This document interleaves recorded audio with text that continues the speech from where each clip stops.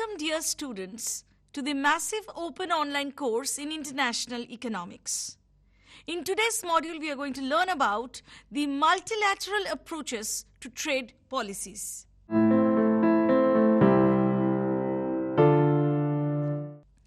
The main objective of our module would be to describe theories that explain why we are in a barrier-riddled world in the first place, and then we would try to move on to the various partial liberalization of trade in the form of custom unions, etc. Now, the world, to a large extent, is thronged with trade barriers of all kinds.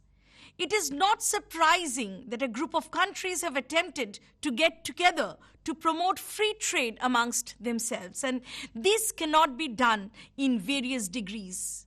In the mildest case, group members agree to reduce or eliminate tariff or other impediments to import that are purchased from other countries in the group. In addition, the group might coordinate to set common tariff barriers to imports from the rest of the world. Taking matters further still, these policies of free or at least freer trade might be supplanted by an agreement to permit unrestricted flows of capital and labor across the member countries. Analyzing this class of issues require a somewhat peculiar contextual framework. As economists, we often situate ourselves in the basic structure of an unfettered market economy and analyze movements away from free market outcomes as reactions to certain types of economic failures like imperfect information, incomplete enforcement of contract, equity issues, and so on.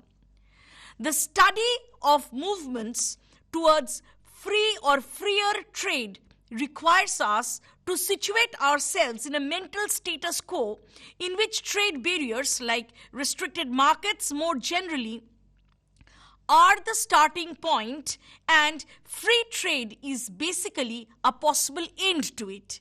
And so we should run our mental model backwards in this context. Now let us first begin with a brief introduction of the international context. A significant number of trade agreements and multilateral tariff reductions have taken place since World War II, and this falls under the shadow of GATT, that is a General Agreement on Tariff and Trade. GATT is a complex multilateral system of rules and norms aimed at reducing trade barriers amongst countries on some coordinated multilateral basis. The last 8 rounds of GATT negotiations, which took place in Uruguay, called for the creation of the WTO, or the World Trade Organization. Now, WTO is a fairly recent or a nascent organization that has replaced GATT and has much the same objectives in mind. It is unclear how much GATT actively achieved. It isn't that tariff reductions in the world have not taken place. Starting with the first round of GATT talks in Geneva way back in 1947, world tariffs have been reduced from an average rate of 40% in 1947 to around 4% in 1994, which is really an enormous achievement. However, there are 2 obstacles to declaring this accomplishment of GATT a success. First, along with the reduction in baseline tariffs, the list of exceptions, that is, special cases or reactions to unfair circumstances and various forms of special or non-tariff protection, has grown. And secondly, it is difficult to estimate how much of this progress would have been made anyway with or without some organization like GATT in the background. Nonetheless, GATT did play a very central role as an explicit coordination mechanism that permitted countries to negotiate or renegotiate trade agreements. It also played a role in the flip side of agreements, that is, as a framework to assess appropriate retaliations, either unilateral or multilateral basis, in case agreements which were not complied with. Unlike the laws that governs breaches of contract domestically, there is little or nothing the international community can do to legally punish the government of other countries. Thus, all agreements must in some sense be self-enforcing, and coordination of the enforcing mechanism can result in more ambitious and more rewarding agreements. Finally, the psychological impact of GATT as an obligation cannot be understated. To the extent that a country wished to appear to be a responsible and a sensitive citizen of the world community of nations, GATT provided a focus around which such responsibilities and sensibilities could be visibly expressed. So if GATT, or more generally multilateral agreements, act as a coordination device for achieving mutually beneficial trade outcomes, this must be because there are serious grounds for such failure of coordination in the first place.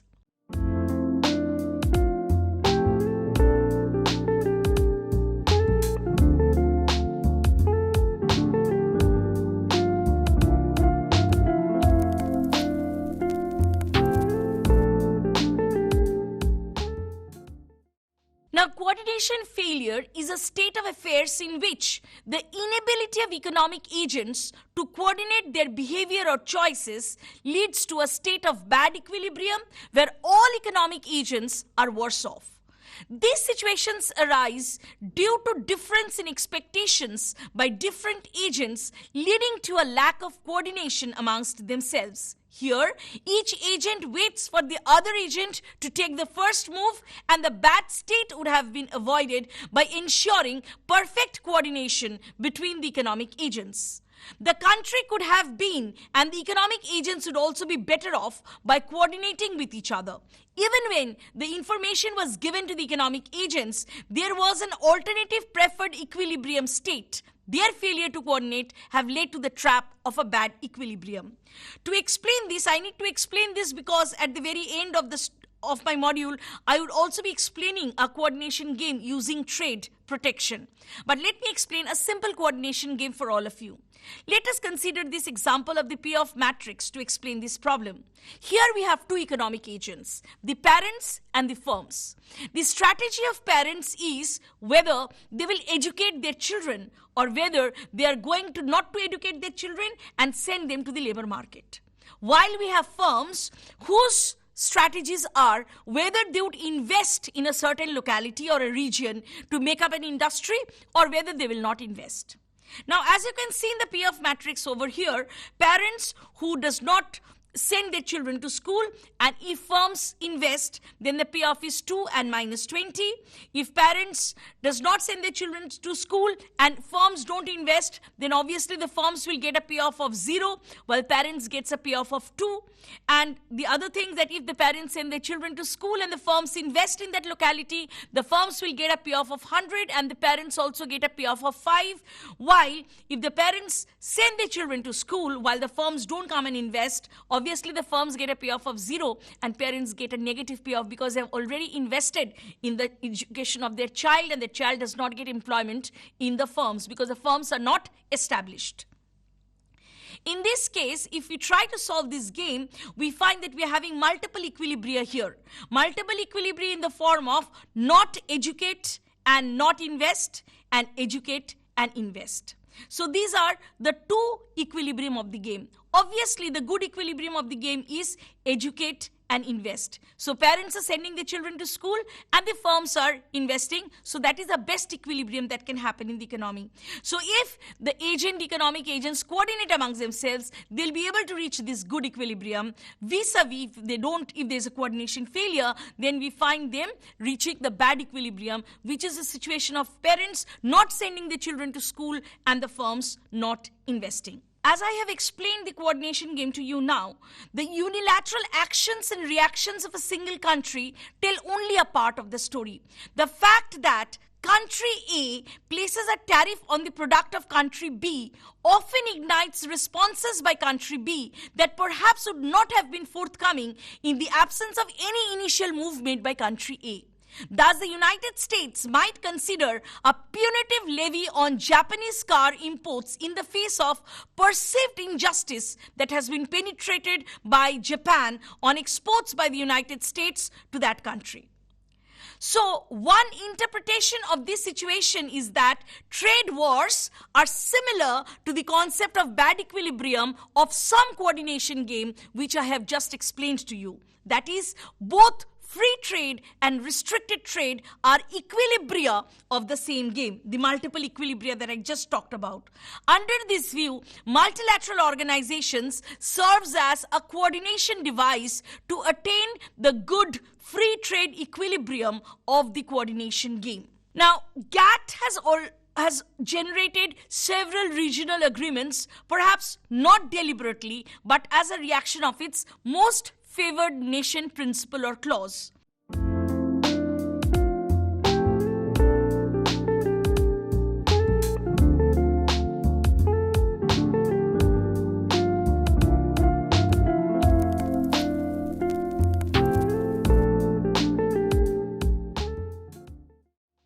The principle enshrined in the Article 1 of the GATT Charter states that the exports of no two member countries may be treated differently. In particular, a trade concession that is made to one country must be simultaneously extended to all the other countries of the world.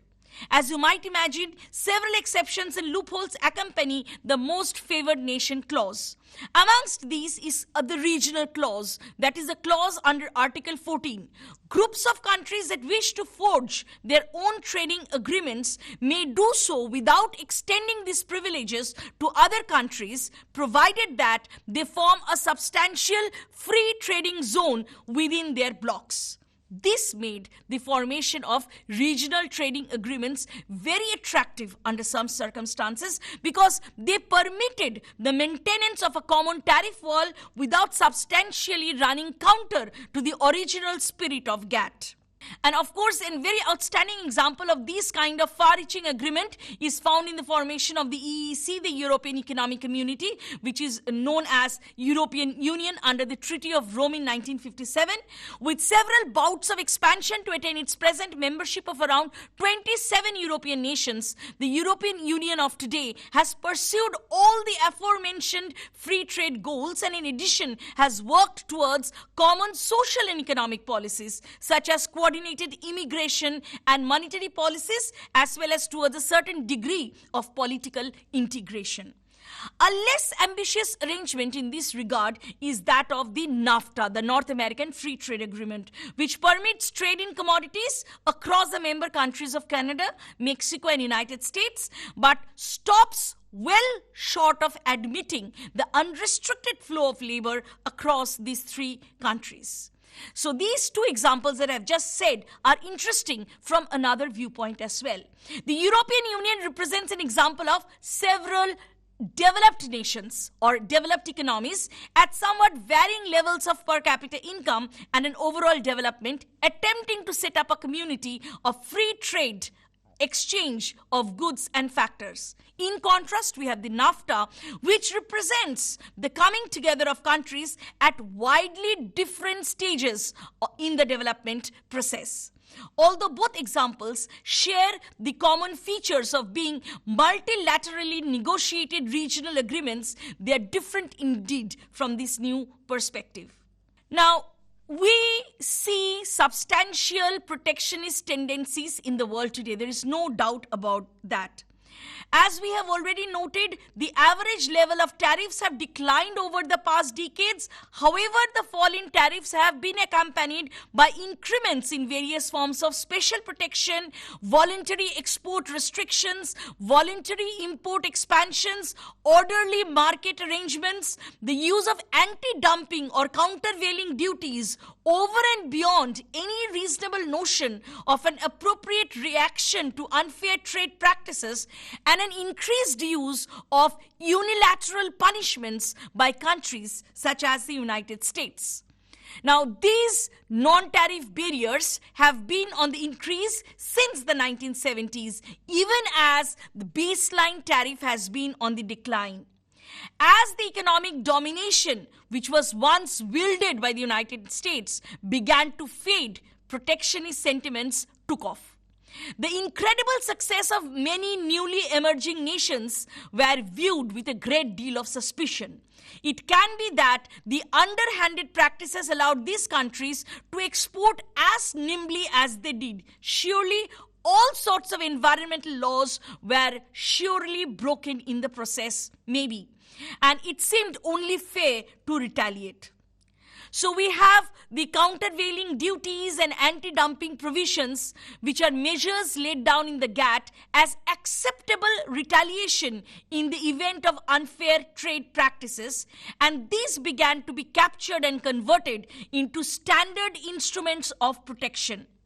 In the 1980s, the United States was by far the leader in imposing countervailing duties, and other countries, including the European Economic Community, they began to routinely entertain allegations of anti-dumping.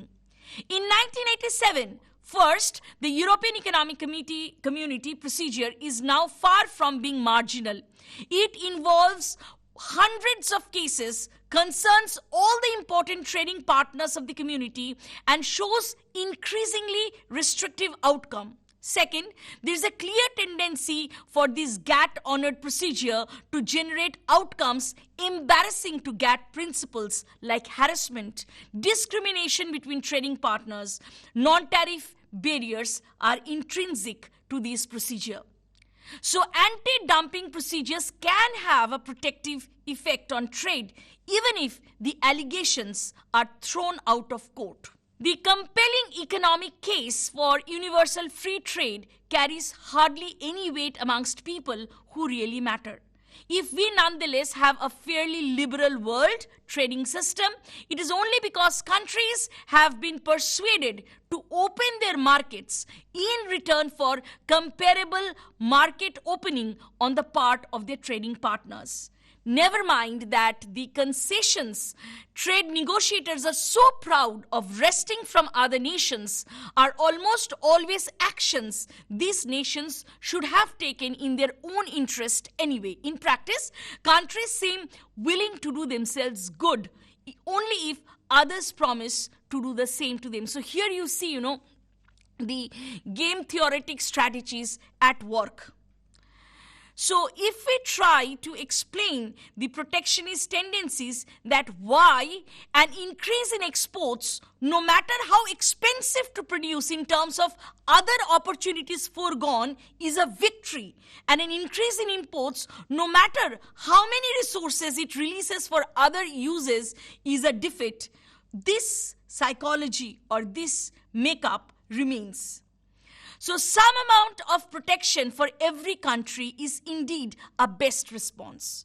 Free trade is not the unilaterally best policy in some ambient second-best world.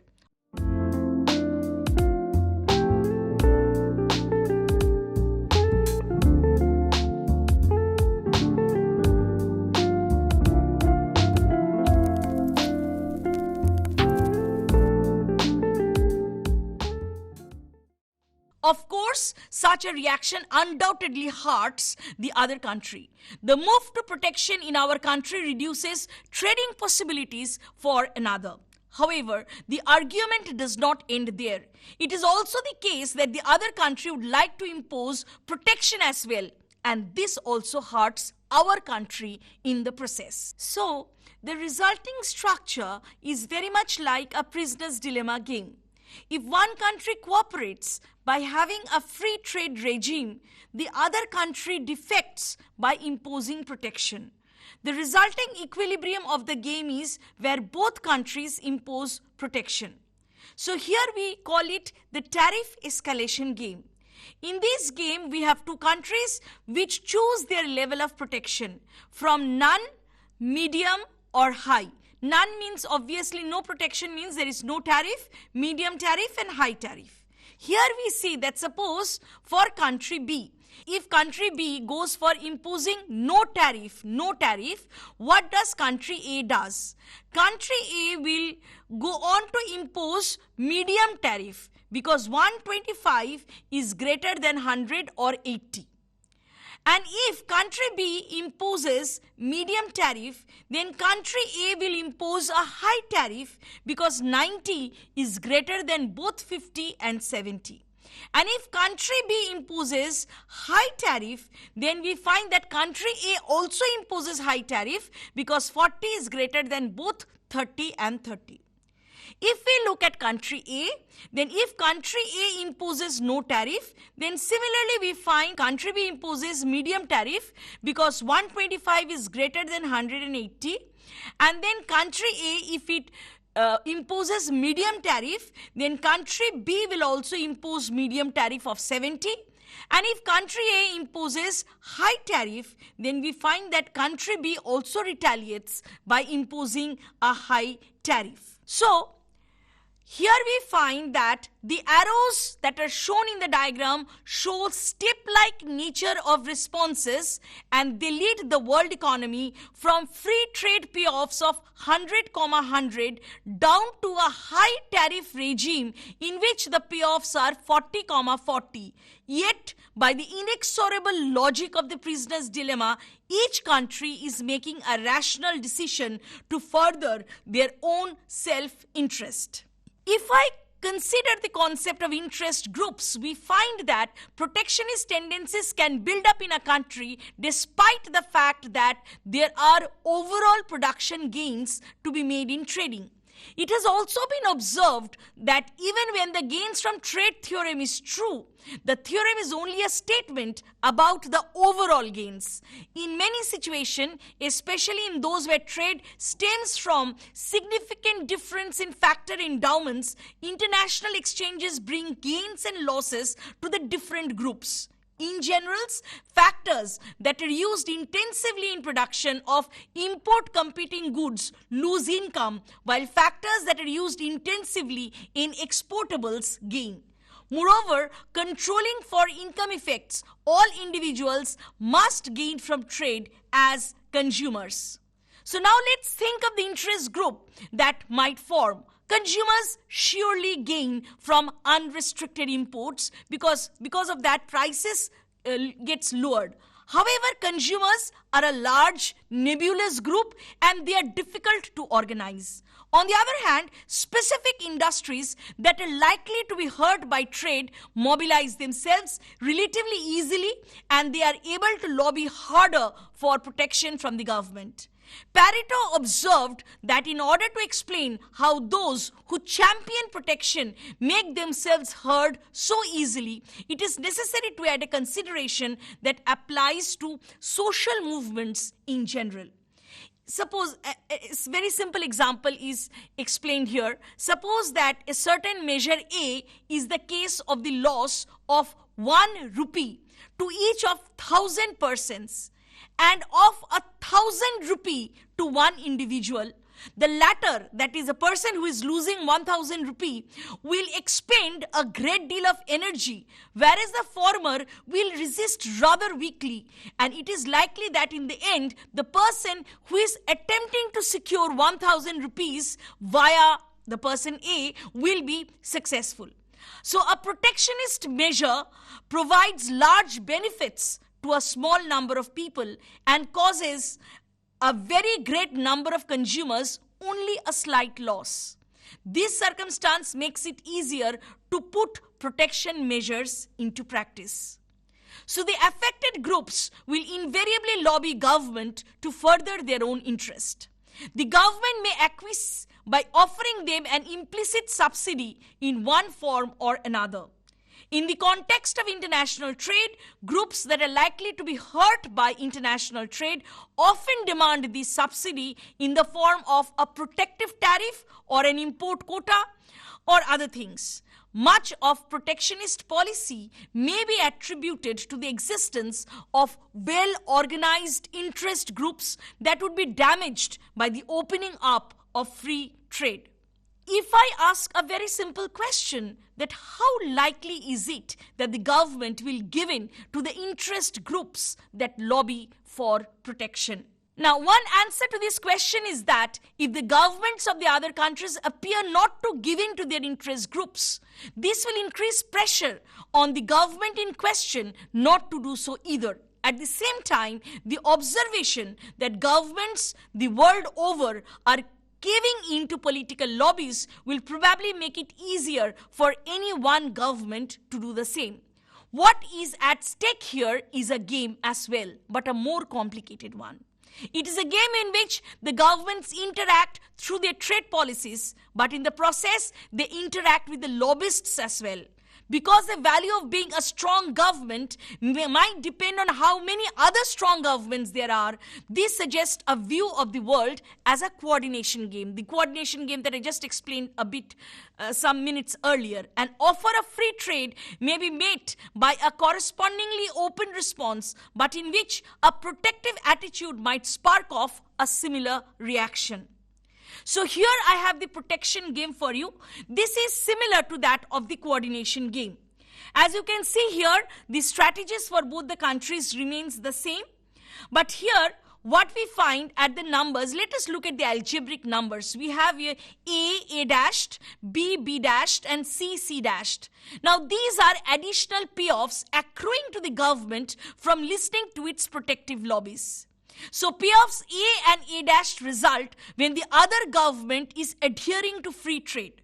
If these payoffs are small, simply because the government is dealing in an overall atmosphere of free trade and therefore finds it embarrassing or inconvenient to respond to lobbies, then the best response to free trade is obviously free trade. The number B and B dashed are going to be larger. With the other government imposing moderate trade restraints, it becomes more acceptable for our government to feed our lobbies as well. Again, if the government's desire to maintain some international parity, if that is strong, then B, that is a payoff corresponding to a moderate response, is high, whereas B dashed, that is the response payoff corresponding to the hawk response, still may be low. Finally, if the other government is highly protective, then the internal demands for protection may be very strong, and so may be the government's willingness to accede to them, so that C dashed is high. So you can easily see that this gives the possibility of three equilibria in the game, in which the international community behaves in quite different ways.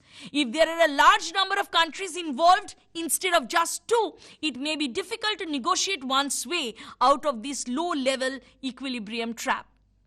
So here we found that the escalation, the tariff escalation game as an example of the prisoner's dilemma game, and here we also found out that protection, the concept of protection is basically can be expressed in the form of the coordination game.